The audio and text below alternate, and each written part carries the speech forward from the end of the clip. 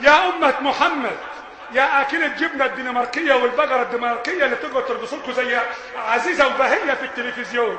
البقر في هولندا بيردعوه بزازات وبيحطوا له في بتاعته صاجات ويترقص هات وهات عشان ينحرب ويجيب اللبن اللي تاكلوه فيطرشكم وتاكلوه فيبلدكم وتاكلوه فيكسر خاطركم وانوفكم. ونقول للكلب وزرهم واعتذر، يقول اعتذر مين؟ اعتذر لبياعين جزر، اعتذر لبياعين جزر.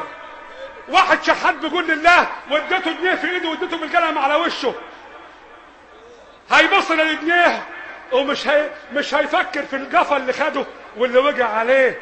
في حد بيحترم شحات اداله في ايده؟ في حد يحترم شحات؟ انت احترمت شحات وانت بتديله؟ اخدونا وعرتونا امة عر.